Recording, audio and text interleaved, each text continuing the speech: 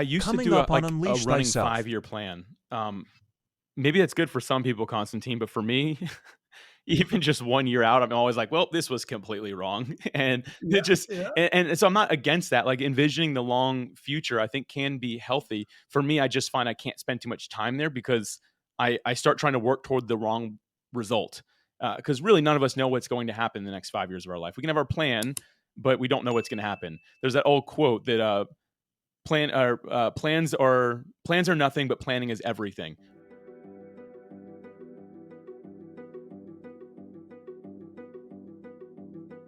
Welcome, beautiful soul, to Unleash Thyself, a podcast where we journey into the depths of personal transformation, spirituality, and growth. I am your host, Constantine Moroun, and today I welcome a great friend of mine, Alex Sanfilippo. Now, Alex is the founder of podmatch.com, a software that automatically matches podcast guests and hosts for interviews. And he's also the host of a top-rated podcast, Podcasting Made Simple, and the lead educator or a lead educator in the podcasting industry. Now, what I like about Alex a lot is that his sole focus is to serve people. And in this case, independent podcast guests and hosts, so they can grow their influence and revenue. And then, of course, as a result, better serve their listeners and the world. And one of the reasons I wanted to bring Alex on the show today is that him and I had a chance to meet in person. Oh, that's been about 6 months now in Florida. And I couldn't believe what a genuine, nice human being he was. I was like, you're a business owner, you're successful, but you're just as nice as everyone says you are. This is rare in business. So I brought him on so we can talk about things such as character and vulnerability and authenticity, and especially the power of connection, because his software and what he's doing is all about connecting people together. So then together you can serve a broader audience. So Alex, with that being said, welcome to the show, brother. So good to have you. Constantine, thank you so much for having me, man. A lot of mutual feelings here. We got to meet online first. We exchanged some videos, which is a fun way to communicate via versus just text. And then we actually met in person and just had an absolute blast getting to meet you. And I can say the same about you, man. The way that you conduct this podcast, the energy that you bring, same thing in person, in real life, if we can call it that, right? Like, man, just honored to be here today. As a listener of your podcast, I'm like just thrilled. This is so cool to be here. So thank you so much, man. I appreciate it, brother. Now, let's start right away. Have you always been an authentic version of yourself, like always being that person that's deep down within your heart? Or has it been a process where perhaps because of society, because of how you grew up, you had to hide certain parts of you, and at one point you're like, no, this is not the way I want to lead my life? It's been a journey. And when I was much younger, I will say this to credit my parents. I was brought up in a very good home. My parents did really well. All of us that are kids at one point growing up, we all bring in our own issues as we meet people, we get ourselves out into the Mhm. world. And I was definitely a product of the environment around me. I played a lot of like city league sports and stuff, and I was never a good athlete. So I always had a little bit of like a complex while I was doing that of like, oh, I'm not really as good as these people, right? And that starts building some wrong character traits. And again, my parents, I'd say, did the best they could, but especially when I was ending high school for the next couple years after that, specifically, I was really not the man that I was. In many ways, I was suppressing that individual to do well by the people that I wanted to think I was doing well. Most of which Yeah. is a facade. And I don't think that's uncommon. Probably anyone hearing this is like, oh, yeah, that describes part of my life as well. So to answer your question, it's definitely not. I've not always been who I am today. Now, at the core, yes. But what people would see and what they'd experience when they met me, definitely not. That hits close to home, Alex. I mean, that was me as well. And it took me quite a bit longer to actually come out of my shell and realize that by being vulnerable, by bringing more of who you are to the surface, of course, it brings authenticity, but it brings connection with other human beings, because you're not trying to put on this persona depending on the environment you're in. And I was really good at it. I mean, I had a persona for work and a persona for my soccer club and a persona for my e-gaming and a persona with my partners and family. And I was really good at it. And I would imagine many people listening, and because I've seen this, will resonate with one part or another. What would you say for you was the changing or the turning point to go from realizing, okay, well, you know what, I am not showing up authentically or vulnerably, and now doing it? Like, was there like a pivotal moment, or was it more like over time it opened up more and more? For me, it was a moment in time. For most people, I will say it's typically a gradual thing, and that's why it takes most people longer. For me, I had just had this moment where I hit rock bottom. I was working in the real estate industry. Real estate crashed. My identity was wrapped up in my success from real estate. That all disappeared, which means the peers I was hanging around were people that were very interested in money. The relationship was that I was in were people that were interested in money. That everything just kind of disappeared. So I hit this rock bottom moment, which now I am beyond thankful for because it forced me to come to terms. And like you, I had a different persona and personality for every area of my life. I was into gaming, so I was this when I was gaming. I played a little bit of sports, so I had to be this tough guy who wasn't good at sports. And so yeah, all these at work, same thing. And that's exhausting. Like you know that from if you think Oh, back, you're like, what an exhausting thing to think. Who am I today, right now, in this moment, versus just here I am. And when I hit rock bottom, I didn't have the energy for any of that anymore. So I actually hit a pretty bad place of depression, anxiety, just really beat up. I'm like, I don't have anyone in my life anymore. Everything that I've done up to this point has now failed, right? Like everything, if everything pivoted to like this one pivotal point, it was all for nothing. At least this was my mindset. And so for me, yeah, I hit that really dark spot that forced me to really start discovering who I was because I've been masking that for so long. And again, I want to make it clear because I think a lot of people they have really bad upbringings, and often it's the parents that cause some of these complexes to happen for people. That was not the case for me. It was my own doing. It was just my own journey as a person coming into adulthood to really make some bad choices and to allow myself to disappear, right? I mean, I love the name of your podcast, Unleash Thyself. I was doing the opposite. I was suppressing myself, thyself. We'll say it that way. And that was just again terrible moment for me, but forced me to make some changes in my life to actually become who I was really supposed to be anyway. yeah. I love the story, Alex, because from the people I get to work with these days, it's actually a fairly common story where you have an okay upbringing, especially if you're in the Western world and if you have some success in life. Not everyone, but a lot of people have had. They could say, okay, you know what? I had an upbringing that was okay. There were some challenges, but nothing big. But then something happened where I hit rock bottom, and then my eyes opened up. And then there are others where kind of the rock bottom has to hit multiple times for you to realize something has to change, and that was me. And I can relate with some of the story you said, and I can relate more with other parts of it because I'm like, yeah, that was me. And if I had hit rock bottom even harder, I probably would have been able to propel myself up quicker. But I truly believe that everything happens with a reason, or for a reason. You could say everything is for our higher good, meaning that everything that happens in our life, there is a benefit or a positive to it. And for those of us that didn't have as good of a relationship with our parents growing up or society, and for those that had, there's always reasons behind that. I'm curious to ask you this right now, Alex, because it's coming up for me a lot. What had to change in your life to go from that person that you were before to the person you are right now? What were some of the biggest, toughest changes you had to go through? Yeah, there were a lot of them, as you know, right? I Uh, can imagine. I'll share the high level. The very first thing was really coming to terms with who I was, and I was very lost and confused on that. I happened to have an upbringing where I was in church, specifically like Christian church, and for me that was always kind of like a religious act. And I got out of that in my teen years and into early adulthood on my own. And but I'll never forget it. Like during that rock bottom phase, something showed up at my door. It was a flyer.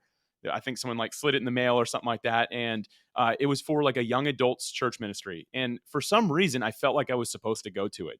But Mm. I left it sitting on my countertop. And Constantine, you know me, like you can even see like the back. If anyone's watching this, you can see like I'm pretty minimal. Like even my background, everything I have here is pretty minimal. And so I'm not one to leave something sitting. So I left it sitting there knowing I got to take action on this because I have this deep feeling that there's something there. But I was like so nervous because I hadn't really done the tough work of like, who am I really? Uh, it took me like weeks to finally be like, all right, I'm going. It was very close to my home, so I had like no excuse. But I remember going with the mindset of these people are going to judge me. I've been to church before. There's really nothing here, and it just kind of already defeated walking in. But for some reason, I'm like, I'm supposed to be here. I'm going to show up, and that was the moment where everything just changed for me. When I walked in, and I'm not here to like to sound religious or anything like that, but I actually found who Jesus is. And so like I got into the Bible for the first time, not from a religious standpoint, from a relationship standpoint. And so Yes. I've to this day just based everything upon who Jesus is, who the Bible says he is. And at the very least, whether you're a religious person, spiritual person or not, like we can all agree who's probably a pretty good guy. And so for me, I was just like, you know what, I'm going to devote my life to Jesus and to following Jesus. And that's still what I do to this day. And the other thing, so I found that I've really found my identity in that, which I believe was always there. I just didn't know. And so I was like, Mhm. man, I want to model who this person is because that's saved my life. It's changed my life. So surrendering my life to Jesus is like the biggest thing in my life. In addition to that, when I met people that were there, I was like, I guess I'm going to try to make new friends, right? But as soon as they find out I'm a failure, they're going to make fun of me, not like me, just like everyone else in my life always has. But I found the complete opposite. This group of people, and I can't speak for everyone, but this group of people specifically were very kind. They loved me for who I was, not for what I had done, good or bad. They just really liked me. And for the first time, I felt very welcomed to be truly who I was. And for me, that was really the big shift. So, first, it came from a spiritual standpoint, relationship with Jesus. And then from a relational standpoint, starting to get myself around like minded people that helped bring out who I really was versus the version of me that they thought would get them the furthest or that was the coolest to be around. It was they wanted more of me. And so, since then, like really the relationships from both sides, physical, spiritual, have had a huge role on that. And then after that, it just turned into like me really, really seeking out why I'm here, why I'm doing what I'm doing. And as a matter of fact, you actually had a great episode where you talked about this. It was titled "Purpose Unleashed." It came on July 6, 2024, with Ian. And he was talking about his quote was, "Your gift is the one thing at your core that makes you uniquely remarkable." And for Yeah. me, it was that journey of discovering what is that gift that I have to give to the world. And at the end of the day, I maybe still haven't fully discovered it, but it's really just being empathetic toward people and loving people for who they are, not for what they do.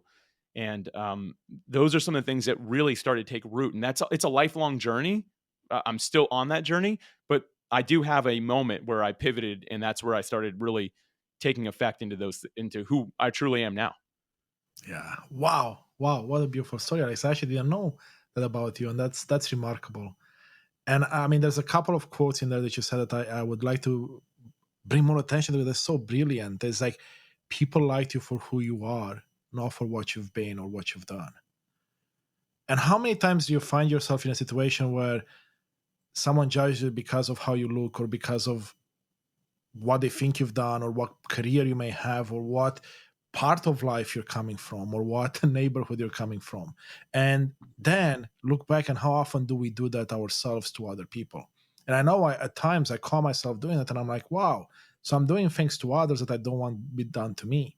And that was an eye-opening moment, and it sounds like you've gone through quite a process to bring you to this stage where relationships can be first. You're coming from a place of love, which is really, like you said, like that's pretty much my idea of purpose too. It's like, how can you be in service of others? But to be in service of others, you have to be in service of yourself, right? Because if you can bring love within, if you can't be you, then how can you serve others? How can you truly be of impact to others? It's such a good point, man.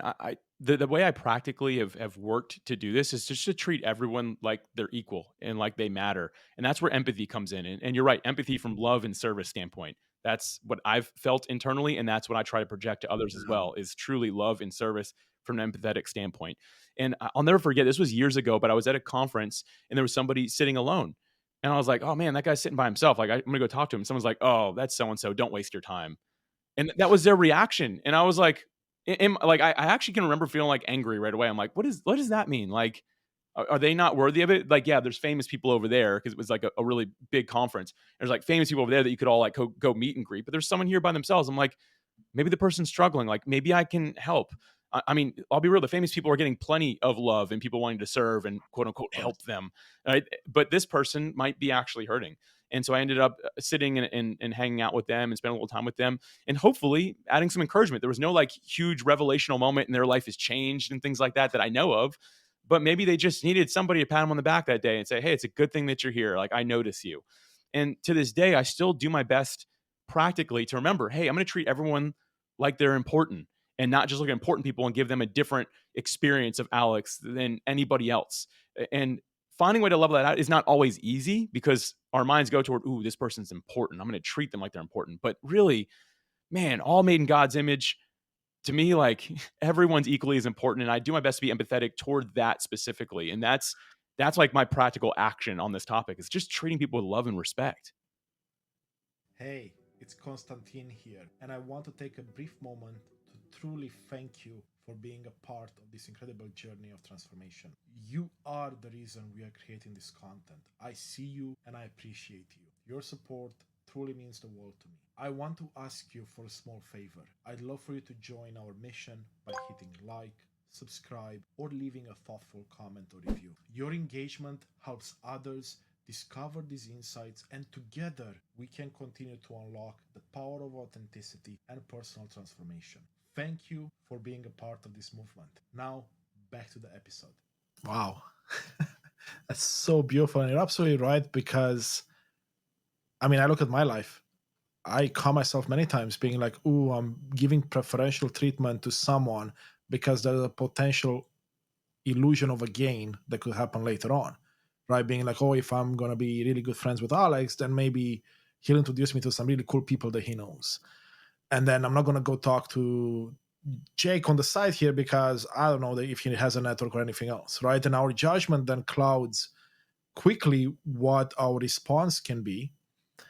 And it's interesting to see because if you look back at your life, I looked at mine when I was doing this, I missed out on so many opportunities because I allowed a very narrow minded approach to control my life. And it's almost, I always equal this to a horse having the blinders on, right? I mean, there's a reason a horse has the blinders on when you see them with that on, is to not get spooked by what's happening around and go in different directions.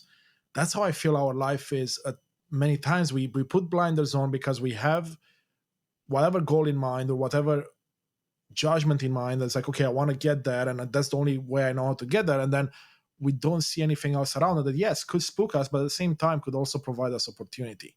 And I love your approach because it keeps you open to amazingness, right? And yeah, maybe you don't know where that person went after your discussion, but maybe you saved their life that day, right? Maybe you planted a seed of compassion and empathy that now they get to grow into this beautiful whatever it is that they're growing into, so they can impact the world in a different way. Because we don't really realize the ripple effect of our impact on someone most of the time, right? Like sometimes you can say it, but most of the time we don't realize it. And it's not really that important, I would imagine, right? It's just important of, is it aligned with you? Does it feel good in your body? At least that's what I've seen. Man, this reminds me of a story. There's this guy that I used to work with back in my corporate days, and Mhm. we were talking. He was actually getting ready to leave the company that I was with. I hired him years before. He's getting ready to leave. He's kind of like on his way out for a really great opportunity. That was like his ultimate dream job. And so I was just talking to him like, man, did you ever see yourself getting here? He's like, nah, dude. He's like, man, like 4 years ago, I was like literally at rock bottom. I'm like, oh yeah, what was that like? And he's like, man, I was hurting. I couldn't pay the bills. And he's like, and man, he's like, he goes, I got a job as a sushi chef. He's like, it was the last thing. I knew a friend who got me in, and that's all I could do. I was making sushi. He goes, and it was like, just reminding me every day as I was cutting up sushi, making it, how terrible my life was. And he's like, but man, like here I am years later, like stepping into like a dream job. And his dream job was to be a lead engineer at SpaceX. And that's the job that he Oh, got. I mean, it's not like wow. a small job. Like it's kind of crazy if you think about like how fast that journey happened. Here's the thing. I don't think he ever thanked that friend because he felt like it was rock bottom that gave him that job. But if he didn't work with me, he would have never gotten the SpaceX job because I was the person that gave him a shot. I only gave him a shot for one reason, and I'll share that real quick here. I was looking through hundreds of resumes to hire for this position, hundreds of them. And I was like, I don't want to interview this person, not this one, not this one. I saw on his resume, I was like, ooh, a sushi chef. I'm like, I've always wondered how you make sushi. I'm like, I'm bringing him in just to talk about that. He's not qualified, but hey, I got time. I'm just going to bring him in to talk about it. I ended up really liking the guy. He explained to me how sushi is made, but I ended up really liking him and hiring him. So his rock bottom job was making sushi. If he had never made sushi, he would have never gotten the job that he got with me. Therefore, he would have never worked at SpaceX, probably, you could say. And I share that whole story because it's such a powerful reminder that, like, even when you feel like you're in those bad moments, find a way to be thankful, find a way to Yes. appreciate the people around you, because you have no idea where that's going to propel you to go. For me, I should be very thankful for the economy wrecking in 2006, 7, and 8 from a real estate perspective, because if it hadn't, I wouldn't be the man I am. I'd probably not be having this conversation with you today because I'd still be this very entitled individual. And so it's so important to remember that no matter where we are in our journey, we have to be thankful to those around us and just show up and serve the best we can, because we don't know where that's going to ultimately lead us. I just want, oh, Alex, that's so beautiful. Such an amazing story. I mean, I couldn't agree more. Gratitude is such an underrated aspect of our life because it's very easy for you and I to take things for granted. And I know I've done it all my life up to a few years ago, perhaps. And even sometimes I catch myself now, right? Like even just turning on the faucet and having clean water to drink, right? That's something that's so easy to take for granted. And what I love about your story as well is the fact that there's always a reason behind things that could be a reason to benefit you. Like how is something happening for you versus to you? Because from the perspective of your friend in the moment, being at rock bottom, being, having to take a sushi job that maybe it's below their level, that's happening to them. Like the universe is not fair, God is not fair, whatever the case for people, because I know I was there myself saying those things. Instead of looking, okay, how is this happening for me? What is it that I can take out of it? What is it that I can be grateful for? What is it is teaching me in this moment? And then to see years later that it was one of the reasons they got the job, essentially they moved on the path. It's like, oh my God, isn't that amazing? And that's when I work with my clients a lot with that, and I'll pass it back to you, Alex. But one of the things when I work with my clients is I ask them to look back at their life and start dissecting certain things, stories. So in these cases, let's say you have a memory that you're not very happy with. Well, let's go back to it. Let's break down the story and see what are the lessons that were there that we actually maybe missed out on. And in this case, if you look back at the story you just shared, right, you could see like the different pivotal points at which maybe there was a lesson and we didn't take it, or they didn't take it in that case. I'm curious to see in your practices today, in this day and age, do you look back at what you've done and how you could perhaps take something from it to do better in the future? Or what does it that practice look like for you? Yeah, this is a cool topic, Constantine. I always knew I'd enjoy having a podcast conversation with you. This is something I just did recently, and so I can't take credit as like this being something I've known to do for years in the past, but just recently, for the first time, I I used a whiteboard. I like writing on whiteboards. So I wrote on Mhm. a big whiteboard all the things I've done in my life that I felt were of the that I just did really well. There was a good result. I loved it. I thrived in it. It was just a really cool thing. And it started from like my childhood age. Like I sold used golf balls as a kid, like in the golf course across the street from my neighborhood. So just like a fun little hobby business. And most people were selling lemonade. I was selling used golf balls. And I wrote that down because I enjoyed it. I still remember. It's like a core memory, and it's something I knew I did really well. So like I wrote that down, and then I just went through my life from 10 years old, like my earliest success memory, and it wasn't just financial or anything like that. It was also like impact driven or something that just brought me a ton of joy. And I wrote down around 10 things. Let's just use that round number, around 10 things. And then what I started doing was going through and looking at them. What am I using in my life, in my work today, that I learned or gained from this? Or what am I not using from this? And that practice, again, I'm a practical application type of guy, Constantine. Like, and you know that about me. Like, I just like having something practical, so someone who's listening to this can say, "Oh, I can go do that same practice." And I encourage everyone checking this out, please go do this. I think it's a very beneficial act. And so I went through and just started looking at, okay, am I using this anymore? Am I not using that anymore? And I found that 9 out of 10 of them I was doing something with. And there was one that I wasn't. And it was at a time where I was bringing people together that were just, I was bringing like together like small groups of people that were like struggling or wanting to just improve in their life. And so, and I was really good at that. And Alicia, my wife, worked with me doing that. It was just like a volunteer thing. We just like to bring people together. And I was like, man, I'm Mm, not using really any of this skill. And it was one of the most successful things I ever did in my life from an impact standpoint. There was zero revenue, right? But from an impact standpoint. And so it just made me be like, man, could we find a way to incorporate this in what we're doing in business today and in life today? How can we do this? And so we both immediately started. So I brought together a group of guys that I just randomly met. I knew one of the guys that joined this like little small group we started doing just to encourage each other and just go work through some of our struggles, have that safe space. And then in our business, same thing. We're like, can we implement this in our business? So we started doing that as well. So for me, this is like a practice I think that everyone should do. And Constantine, this is fairly new for me. So like I don't have like go to this website and learn how to do it, read this book. But for me, it's just been such a great thing to do. And I learned so much from this exact like this action that I took. yes, that's such an amazing practice. And I mean, I can feel it in the way you speak about it. And the impact it brought you, and of course now with everyone else. And it's a practice that I occasionally do. I do it a bit differently as well, but it's so powerful because it allows you to celebrate what you've done in the past as well. So it brings those good memories. And we know that whenever you celebrate something, doesn't matter how small it is, dopamine and other good feel hormones get released, which means that your mood is going to improve immediately. And you can start to be a practice where now you can start to look at every day of your life, like what can you celebrate? But going back to like this exercise where you look at like the, let's say in your case was the 10 biggest things of your life. If you want to take it to the next level, what I do with some of my clients as well when it comes to getting clear on your purpose, or, and I use quotation marks because some people call it purpose, mission, why, whatever you want to call it. What you'll end up seeing, Alex, is that as you dissect what happened, without asking questions like why, but more like what and how type questions, is like, what about this is important to me? What did other people tell me about this experience? Because likely, let's say the 10-year-old version one, your parents may have a different version of it in their mind.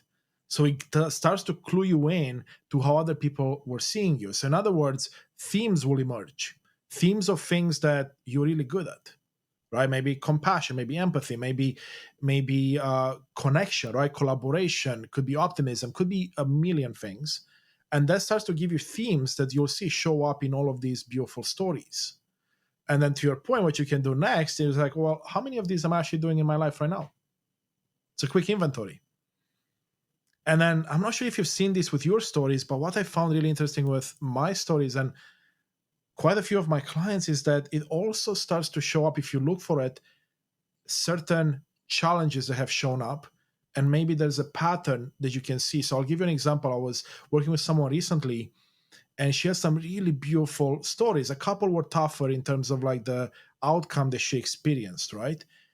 But what was common between the 10 stories that we looked at was actually 11 stories. 9 of them showed the undertones of fear of rejection. And then like 7 of them show fear of failure driving some of the behaviors. And all of a sudden, alarm bells goes off. It's like, oh yeah, now I understand what's keeping me back. So not only are you getting to see all the amazing stuff you can bring in, but you can also get to see the challenges that show up in your life more consistently. So then you can be on the lookout and be like, oh, if I'm acting this way, is it out of fear or is it out of love? Which is like everything that we've been talking about right now. Man, this reminds me. You had an episode, and I like to give when it's released because I encourage people who are listening or watching this go back and check this one out as well. Is with Erin Harrington. Is that how I think you said her Oh name? yeah, Yeah, Aaron, yes. yeah. It was July 10th, 2024 is when the episode came out, and she had a quote that I actually wrote down. I want to read it, and she said, "Purpose Yeah. evolves. It's a compass that points you in the right direction, but it is ever evolving." And man, Yes. for me, like I'm not selling used golf balls like when I was 10. My purpose has evolved, right? And thankfully, it's changed and shifted and things like that. But at the core, it's still that same gift that I'm using no matter where I go. And I love what you're sharing. You can take the positives, you can learn from the negatives. We've just got to say, like you said earlier, like this is happening for me, not to me. Whatever it is we're going for, good through good or bad, this is happening for us and for the involvement of who we are. And man, just bring people along in that journey. Nothing gets me more fired up than that. And that's ultimately like, yeah, I'm in the podcasting business. Like that's what I do, but I do this as my way of bringing people along in the journey of like, hey, we're all learning to unleash thyself, right? Like we are learning to become who we truly were made to be, so we can leave a lasting impression and impact on that one person's life who needs us, man. So I love the method you take with your clients, the people that you're coaching and training. That's absolutely brilliant, man. Yeah, because so I love everything you said there, and it's like I love to use this quote that I'm sure many others came up with, but I say to unleash thyself, we first need to know thyself, right? Because the know thyself quote is fairly popular, goes back I don't know how many thousands of years, but it's know thyself to unleash thyself. And that's what I, in my arrogance perhaps, or in my not knowing, back when I started the podcast, I was like, oh, you know what? I'm a stage where I'm unleashing thyself, not realizing that really I was in the process of really knowing myself to be able to get to this point. And I think I had a huge aha moment a few months ago, and I'm like, oh, I now understand what this means. This is actually, the podcast is for me to unleash thyself, to get to know thyself. And in the process, others can join on the journey and they can do the same should they want to. And the reason I bring that up is because going back to like these stories and how we look at them, not only does your purpose evolve, I would say, or your why, your mission, but how you execute on it, which is what you're talking about. Not only that, it's also the stories of your life. So if let's say I looked at the story of starting my podcast, which was in, last year, beginning of 2023, my story as to why I started, how I got there back then was much different, or is much different than my story today, because my understanding of myself and the world is different. So an exercise like you described, it's not something that ideally should be done. Oh, sorry, it's not something that you should do only once. In 6 months from now, you're going to be a better version of the person you are today, in whatever direction you want to go in, which means that it's going to give you a different perspective of something you've done in life.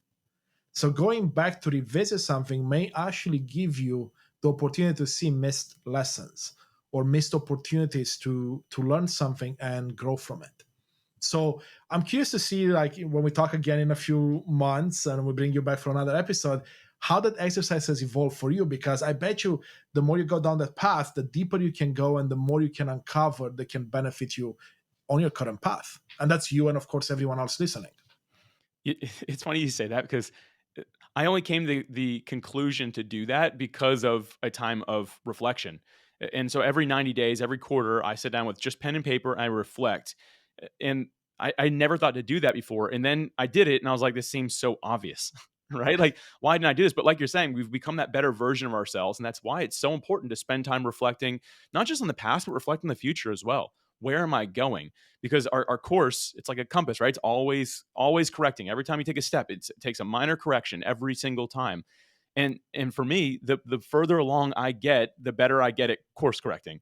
The better I get at looking at the past and saying, "Oh, here was the real benefit of this," or "Here's what I can go back and learn from," versus just running aimlessly. And I'll be real, man. Like one of the ways I love and serve people is to help them to realize like there's a lesson in your past and in your future that you can learn and grow from. Yes, yes, And yes, I feel that yes. so many of us, we walk aimlessly. We run through life and we don't really think about where we've been. We're just like, oh, all this bad stuff used to happen. It's not doing anymore, but I'm protecting myself to keep myself away from that ever again. So I'm going to stay in this little safe box that I've created. And I'm not trying to talk bad about anybody, but it's like, man, if we can free people from that, man, that's what it's all about, right? And it just comes with us realizing, hey, this is a journey. Good and bad will happen, but you can learn from either side of that coin. Exactly. The way I say it, it's like it's good, bad, or indifferent, right? It's like your version or definition of good, bad, and indifferent is very different than mine. And especially if you take it in the context of specific situations, because something, like when the market crashed for you, maybe it was good for me because other industries blossomed, right? All of a sudden, we have two different perspectives. And that's what life brings us. As we go on this journey, my perspectives have shifted so much, and I credit podcasting to a lot of it because it allowed me to connect with people, Alex, that otherwise I would never connect with, right? And I would get to meet people that had vastly different perspectives than me. And even though it prickled me at the beginning at times, it's like, but I don't know if I can agree with this person. It's not necessarily about agreeing with them, it's understanding where they're coming from and then questioning your own thoughts and beliefs. Is what they're saying something that I can find any value in?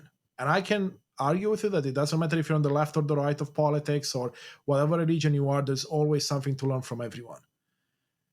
And unfortunately, the way society is growing right now, it's dividing us more and more, right? Because it's saying that, oh, Alex, because you are Christian, I cannot talk to you. It doesn't matter what else you've done because I don't believe in that.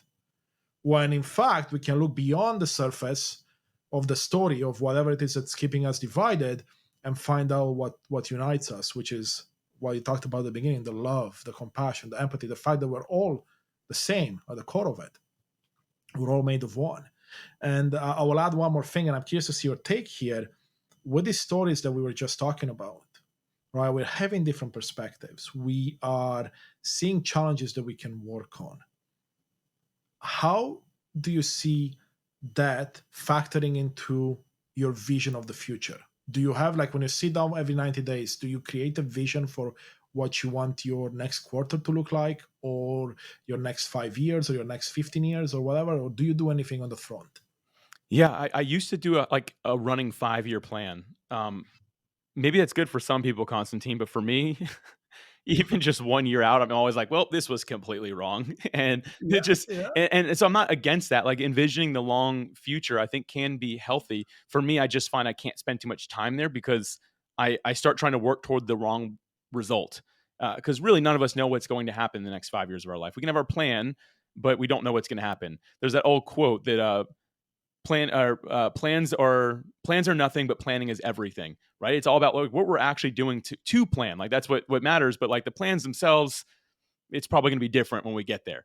And so for me, I've just that's why I go quarter to quarter. And every quarter, I start off with pen and paper. I put away my phone. I put away my computer. I go somewhere that inspires me. I happen to live right next to the ocean in Jacksonville, Florida, and that's my spot. I like to sit on the beach with pen and paper, and I bring some water, some sunglasses, and that's it. And that's it. And some people are like, "Oh man, but what if you get a really good idea? I'll write it down somewhere else in the journal, and I'll keep on going." The problem is, I didn't bring a Yeah. computer or a phone. I start just going into idea mode. I'm like, oh, I got a cool idea. Let me write this thing out and see if it'll work. And next thing you know, 3 hours have gone by and I'm done with my reflection time and didn't reflect.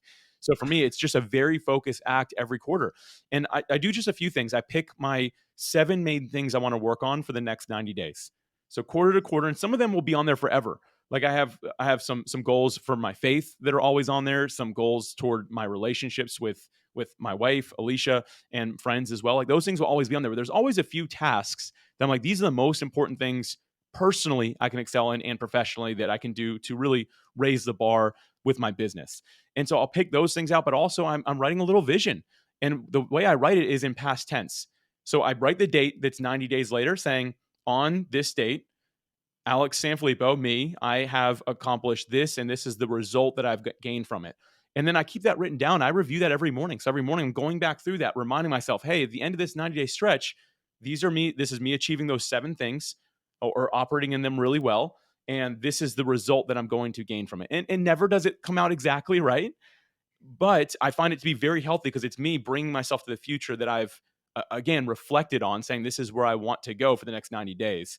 And so, yes, I'm very intentional from start to finish with here's where I am today, here's where I'm going to be in 90 days, and then I'll start this whole process over.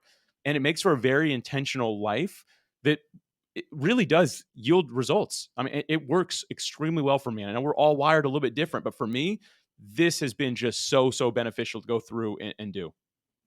Well, thank you for sharing that, Alex. And science is showing us right now, I mean, it's catching up a lot on some of these things that we feel like there is something more to it, but we don't know yet. And one of the things we know right now from neuroscience as well is that our brain thinks in images, right? Which means that if you can picture yourself, like in your case, 90 days from now, you can start creating that reality for yourself, because your brain also doesn't know the difference between what's real and what's fake, which is why it's so good at, some people are so good at executing on some crazy dream, and others are staying small because fears are going through their mind all the time. And then even though they might not be real, the fear of losing someone, the fear of crossing the street, the fear of living in a big city or whatever, or by the ocean, that's going to keep you in a small area. And I mention that because I love your process there, because one of the things I do myself is that I look at the future. I have a vision for the future. It's not per quarter, usually 6 to 12 months for me, but it's I look at two things. I look at what and how. Sorry, the what and the how. Not the how. Sorry, the wow. Let me take that back. So the how is not my business, meaning that I'm not looking at how am I going to get to my goal in my vision, but I'm looking at what I want to accomplish and who I want to be. So the what and the who. So who I want to be 90 days from now, who I want to be 180 days from now, and what do I want to feel.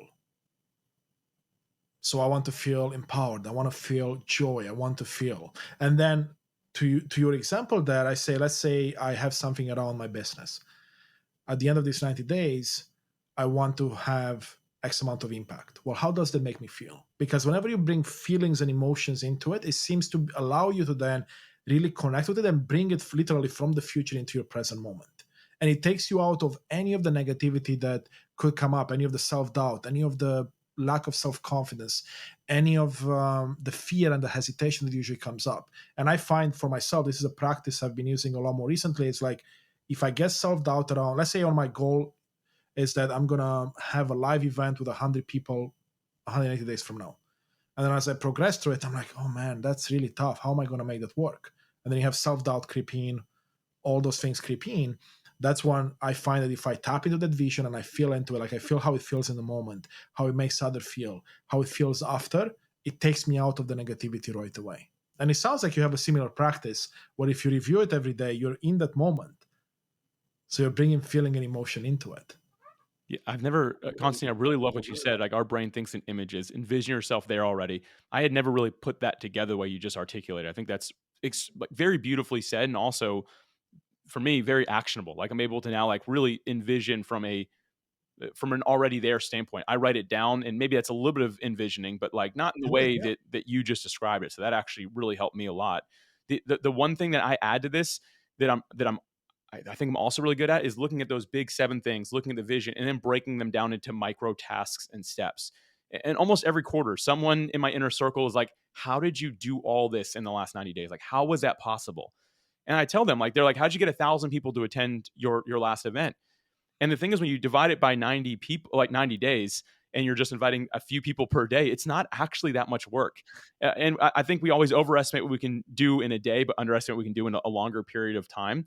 And so people just thinking in one day, how do you do this in 90 days? It's like, no, in one day, all I was doing was inviting something like 80 people or 70 people to the event, knowing that 25% will convert. And reaching out to that many people through email blasts, social media, whatever, it wasn't really a lot of work. And so that's one example of being really good at saying, okay, now like, what do I do every day with this? Because even like getting 100 people in a physical room is much different than 1,000 in a virtual room. It's like, I'm Mm-hmm. not trying to scare you or anything like that, Constantine. Don't let me develop that fear. No, no, that But it's was just an example. No yeah, worries. I mean, getting 100 people in a room physically is a big goal. But again, if it's over the next year, maybe you need to have one conversation a day to invite somebody. Yeah. And so the thing is, I think that many of us we need to like break down this big task because it can always be scary, even when envisioning. But if you really break it down, you might realize like, oh, this actually isn't that much work. I just need to consistently execute on this day by day to achieve the result at the end of it. While again, always envisioning that end. And like you said, our brain thinks in images. So envision yourself there already and then just take the little action every day. It's so good, man. I feel like you just like leveled up my own thought on how this works. Oh, I appreciate you saying that. And I mean, you opened up my eyes here to quite a few things as well. Les Brown has a famous quote that says something, the how is not your business. And I always like when I heard that for the first time years ago, I was like, that sounds whoa, that sounds crazy. But if you think about it, the how you're gonna actually get those 1,000 people to your event, if you start to think about it in the moment, like let's say, in that when you're doing the reflection, and like you said, you start to execute on the idea, guaranteed you're going to pigeonhole yourself into a solution that's not the best possible solution for whatever it is that you want. And then it's kind of like going back to the horse example, you're now the horse with the blinders on because you have the target, like, oh, this is how I'm going to execute. These are the steps. So any other potential steps or changing directions are no longer viable. So how I look at my vision and my life is like, well, I want to know what I want to be doing, what I want to be feeling, and who I want to be, and the rest will be revealed. I literally don't know how I'm gonna do the next big jump I want to make, but I know I want to be there, and I know why I want to be there, and I know who I need to be there. And then the how magically starts to reveal itself. And I'll give you a couple of examples.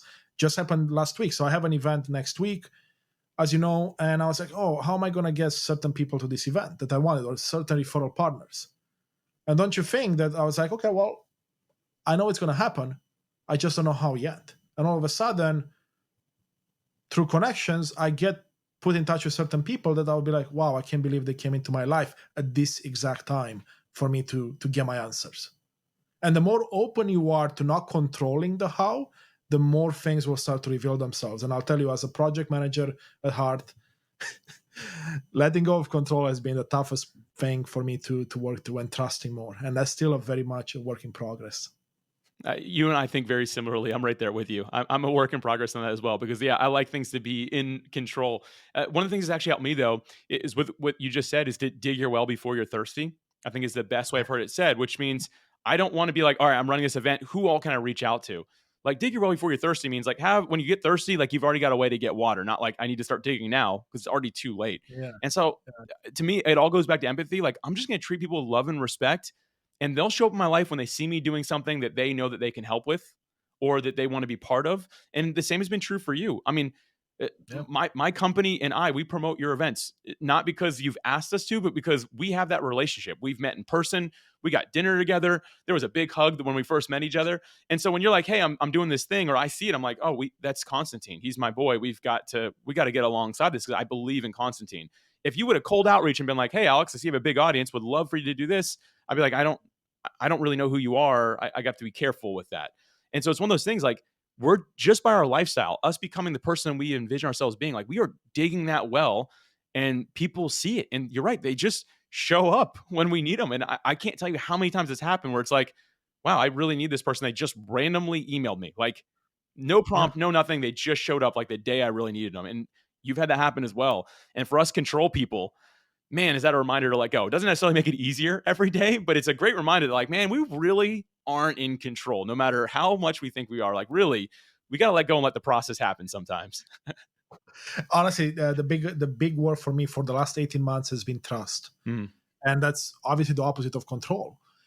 And realizing that control is actually an illusion. Because if you look at your life, what do you actually have control over? Other than even yourself, like there's not much outside. And even I would argue that even within ourselves, we don't have as much control because you hear people say all the time, oh, your emotions are controlling you. Your environment is controlling you, right? Like, what do you have control over? Because if I remember, Alex, when I was depressed and suicidal and whatnot, I wanted to feel better, but just I couldn't. I know I wanted to, and essentially my emotions were controlling me. So what was I controlling? Then I was reacting and being, mean on the outside because I had this lack of control on the internal stuff. So I was like, well, I need to find some safety externally, which of course was an illusion because it kept me where I was. And if there's anything that I talk a lot about these days, is like, how can we trust more and let go of control more and realize that whatever happens for us or whatever happens in our life is for us. And there's always a positive in it, no matter how dark the situation is. And I know that's a tough one for many people to agree with because there are certain tough situations where there's no apparent reason right away. But I had a session recently with one of my clients, and she's going through something very difficult in her personal life. And she could not see any benefits to it.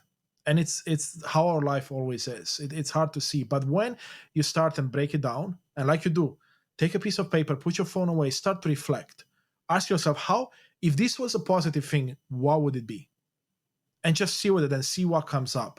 And I did that exercise with her, gave her the homework. She went away and she came back with a list and now has 7 different positive things that came out of this otherwise very terrible situation. Now, imagine what it does to your brain and how it changes how you see, because all of a sudden you can approach life differently. And that's exactly what you're talking about as well, which is so beautiful to see and hear. Yeah, it's a paradigm shift. And man, I gotta say, from this conversation, like I'm the guest today, but I've taken more notes than I do on some podcast I just listen to. So like I'm taking notes for myself here, so I'm learning from this, man. But trust is the opposite of control. That was a big takeaway for me right here, and I think for anyone listening, watching, like think about like trust is the opposite of control. Like you've got to learn to trust it and to let go. And sometimes that's what leads these paradigm shifts to happen, like that full 180 in our lives from this is terrible to like, oh wait a minute, I learned from this. And Yeah. man, I just love that the way you put that. Thank you for sharing that. Yeah, and I love to see how your practice is going to progress now with those stories. Yeah, for Maybe sure. you and I will talk on the offline about them and go a bit deeper. There's an exercise that some people like to do. Not so it doesn't work for everyone because it can get you on a path of being judgmental of self and bringing blame and shame and guilt into it. But there's something called the 7 whys. I'm not sure if you've ever done this, Alex, but it's essentially asking. So let's say there's something challenging happening in your life, right? And it's asking why essentially is that challenging. So let's take an example really quick. You let's say I'm hosting an event and I don't have enough people coming to my event. yet. I don't have enough registrations. So it bothers me that I don't have enough registrations for my event. The first why would be, well, why does it bother me that I don't have enough people? Well, and then I would answer, well, there's less of a chance I'm going to get someone to be interested in my programs. Why is it important that someone's in these new programs, right? And as you go down, you dissect. Usually by the fifth to the seventh why is when you kind of start to see, not kind of, you see the actual fear that's holding you back. And I had this one is the one that I've done at my last event, May 9th, when I was really going through this idea of trying to control and not trusting that the event will be amazing, I'll have enough people show up and all of that. And what I realized, it was a challenge or a fear with worthiness. It's like, oh, if I don't have at least this many people, I don't consider myself worthy enough because I allowed something external to me to tell me what success looks like. And I had to break that paradigm down myself. And asking, going deep with questions like this, it will, and one of my good friends uses this word, it prickles you, right? Like, as you'll see, by the time you get to the fourth why, you're going to get pissed off. You're going to be like, no, this doesn't make sense. But that's your sign to keep going because that means you're hitting gold. But your brain is like, no, you're going to get past the illusion. Stop. And then once you get past it, you're like, okay, now I'm here. Now I see it. Now you have awareness. Now you can do something with it. And if the reason I say this one is a tough one for some people, because why brings judgment into it really quick. Why have I done this? Right? Like we sometimes do that. Why did I do that? If that happens to you, you can switch to what and how questions. What about this situation makes me feel this way? And there was a reason I brought this up, but I talked for too long, so I forgot the reason why I brought it up. But I figured it's something that, as anyone listening, if you use Alex's exercise, this is another way you can take it. You do the first part, see with that, and then if you want to take it to the next level, you can go even deeper with this and find out why that story was important to you. And you'll be blown away by the results. This really gets to the core of it all. This is like the seven whys. Like I love that. And seven from like a biblical standpoint is the number of completion. So I love it. Like when you reach that Yeah. level, you should be at like the absolute core of it. And I think if you step into it with a positive mindset of like, I'm doing this to really get to the bottom of why, instead of like, oh, this is going to be why I'm not good enough, right? Like have the positive mindset. But what I've never heard of that, but I love that practice. I think this like, again, this whole episode, I feel like is just like this is like a breakthrough episode. So I'm like excited just to like hear this being part of it. I wrote all that down as well. So I'm looking forward to doing that practice Yeah, try myself. them out. I mean, the beautiful part is I've through my journey of the last 3 years of doing all of this, right, coming out of my own rock bottom myself, I've discovered a lot of different practices, and I've tried them. Some work really well for me, some work well for others, or better for others.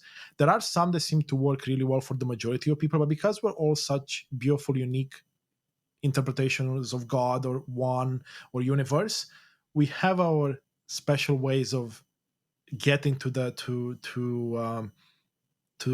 answer, to the truth, right? So yeah, this may work for you, but you may have to adjust it, right? Maybe for you it's not 7, maybe it's 9, right? Maybe for you it's 5. Maybe the questions have to be shifted. It's not about, and this is what I made a big mistake, and I'm curious to see your take, Alex, but I used to be like, oh, someone else has the answer for me. So if they say it has to be 7 whys, then I have to force myself to be 7, even though I may have gotten my answer at 6.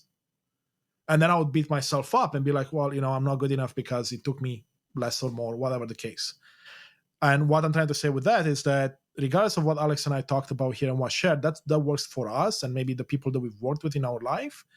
It doesn't mean it's going to work that way for you, but you are in control of your own life. So then you can trust that you know the answer. So take that exercise, try it. If it doesn't work, toss it away, try something else.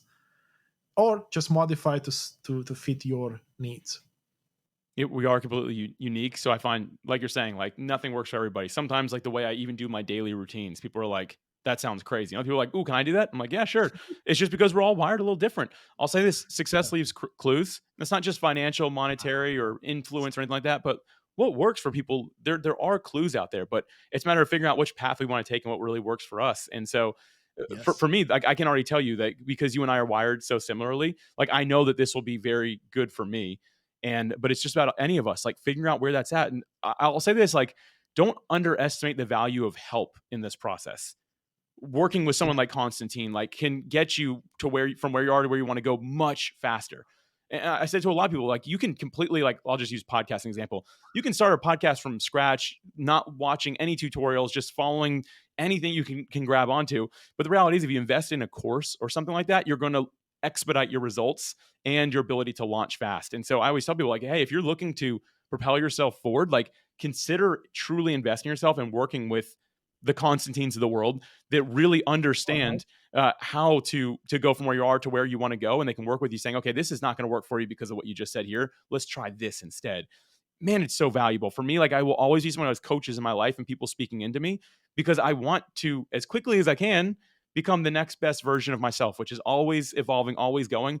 But I don't want to ever end up in a rut. I want to have people in my corner that are like, hey, man, I see this in you. We need to work on this. And I give people that free reign that are my coaches, my influences, my inner circle. And man, I just encourage you, if you're listening, watching this, like, find those people in your life as well. If you're saying, hey, I really want to have this big breakthrough happen at a much faster pace. Yes, I couldn't agree more, Alex. And I mean, I'll be honest with you, my ego prevented me from tapping into this abundance of knowledge that's available with other people and their content, right? And it wasn't always that way, right? Like, I used to be a big poker player back in the day. I had coaches right away to get good really fast, and I leveraged my degree in math and all of that.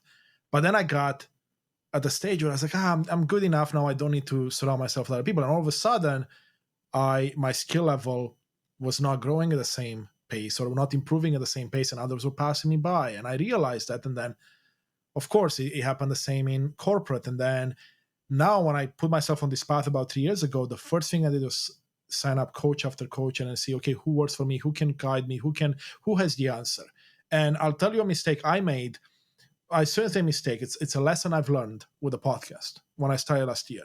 Now, I'm a high achiever like you are, and everyone listening here, which means that as a high achiever, you like to do as much as possible yourself, which means that I love talking, I love sharing stories, I love interviewing people and having conversations like this. But then I'm like, you know what? I'm not going to pay someone to edit my videos. I can learn that. There's tools online. I can download, I can watch some videos, and I can do that. Sure, I've done it for, I don't know, 6 months. But in the process, I was realizing I was actually tapping into what I would call my weaknesses, or areas that I wasn't great at, that weren't filling me up. And that was the editing of the videos, meaning that I would spend 10 hours a week on average to edit videos, and I could have used those 10 hours to actually double down on my gifts and my strengths. And a gift could be, or a strength could be, interviewing people, could be posting more of my content, could be just actually taking some time for self-reflection and self-care, right? It could be many of those things. And that's why, like, when I looked back at building my coaching program like 5-6 months ago, it's like, what were some of the catalysts in my life that brought me to where I am? And this one is a key one. Like, identify what you're really good at, those gifts and strengths you have, and double down on them. And then surround yourself with the right people to support you. Like you said, right? I think there's a famous quote that says, you are the average of the 5 people you spend the most time with. And I mean, that's so true for me, at least. I know that much. Also, completely true for me. And I'm with you, man. Like, everything I look at through these 3 lenses: automate, delegate, eliminate. Automate the things that can be automated, delegate the things that really aren't my zone of genius or my strength zone, or just eliminate them straight up. And, like, example, there was one social media platform. I'm not here to dog any social media, but there's one platform I just really didn't like. So I was like, what happens if we eliminate it? Does it change the business at all? No. Oh, I just got back an hour a day. Like, that's great. I'm going to use an hour a day for something I'm actually good at, that I can actually use to make an impact. And so I love that you're sharing that. And that's just so important for us to understand that, like, yeah, there's an area where we leave the most impact for ourselves and for others. And the more time spent in that, the better off we are and those around us are, if we can find ways to automate, delegate, or eliminate the rest of it. Exactly. And essentially, that's what allows you as an entrepreneur, for example, or someone in the corporate world, to go from a 70-hour work week to a 40-hour or less. Because now you're trusting, right? You're trusting in that automation, you're trusting in that delegation, and you're trusting yourself. You're trusting that you know what you want to be doing, what your identity is, what your gifts and strengths are. And that's why trust is so important at the end of the day. Yeah, I couldn't agree more, man. Like, that's I love that you put it that way. Like I'm still holding on to those words. So thank you. Absolutely, Alex. I know that we could be talking all day, and we've covered so much beautiful content here. Before I let you go for today, so you can enjoy the rest of whatever you have planned, what's coming up for you to share with the audience? Maybe something we haven't touched upon, or maybe another point you want to re-emphasize from your journey or the journey of someone in your life around anything, connection, vulnerability, authenticity, you name it. Yeah, for me, I'm really big on operating like I just mentioned, like my zone of genius. So automating, delegating, eliminating everything I can through trust, right? Trusting others, trusting the process, trusting others to do that, so that I can get better at focusing where I really serve best. And it's caught up in this one quote, which is to do for one what you wish you could do for all. Do for one what Mm, you wish you could do for all. There's yes. thousands of people that use Podmatch at this point. I'm so grateful, so thankful. I could never have a day in my life where I could talk to every single one of them, but I wish I could. But instead, I'm freeing up my time to do things that don't scale, which is having a one-on-one conversation with somebody that I've had the opportunity to serve and help, to see how I can serve and help them even more. And so for me, that's what's coming up for me is more automation, more delegation, more elimination, so that I can once again do for one what I wish I can do for all. Because I find that when we serve that one person, typically that's a good thing that they go do for someone else as well. And I think that if each of us just served one person today, if everyone on earth did that, man, this world would be a different place tomorrow, wouldn't it? And so for me, I'm just doing my small part of really just finding that one person needs me most and serving them. And for a software founder, it's unheard of, I'd say. But I'm committed to doing things that don't scale so I can just really better serve people. Gotta go against the status quo if you want to make big changes in life. Alex, oh, that's such a powerful reminder because you know what it brought up for me? You mentioned that the way our relationship started is you actually sent me a video message and I replied to one. I still remember the day, to be honest. I was blown away because this was early in my podcasting career, probably about over a year ago now. And I was like, wait a second, someone that owns this big software and like likely super busy took out a few minutes of his time to send me a private note.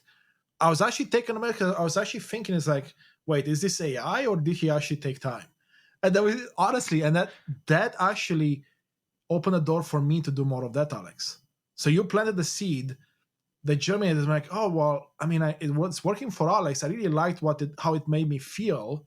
What if I did that with other people? Because I used to be much bigger into text messages. And then I took what I've learned from you and I was like, well, I can do voice, I can do video. And all of a sudden, like you said, it hits differently than just text where you don't see emotion, you don't see body language, you don't feel any of that. Dude, I love hearing that like that happened. Like that's exactly what I'm talking about here. So like boom, Yes. that's great. Love it. And you don't even know the impact, right? Because you didn't know that you No. had an impact on me. And I guess that's what we're gonna finish up with here. Like do one thing you wish someone did for you to someone else, and then you don't, just let it be, and you'll see the impact over the years how it's gonna come back, or over the months how it's gonna come back to you. It's amazing. Love it, man. That's a great way to Awesome. end this, dude. This was so fun today. Thank you. Likewise, it's been a pleasure. Thank you so much for joining us on this exploration of personal transformation. Your presence and engagement are at the heart of what we do, and I sincerely appreciate you, your time, and thirst for knowledge, inspiration, and empowerment. Please consider showing your support by hitting like, subscribe, leaving a comment, or writing a review. Your engagement not only fuels our mission, but also helps others discover these insights. For more daily guidance on personal transformation across the mental, emotional, spiritual, and physical realms, be sure to visit our website at unleashthyself.com. You can also find us on Instagram at Unleash Thyself Today, TikTok and YouTube at Unleash Thyself, and there we post daily content designed to inspire and empower you on your journey. If you have any specific thoughts, questions, or feedback, I truly value your input. I would love to hear from you. Together, we're building a community united in authenticity and purpose. Once again, thank you for being a part of this movement. Until next time, continue to embrace your true self and live a life on purpose with purpose. See you in the next episode.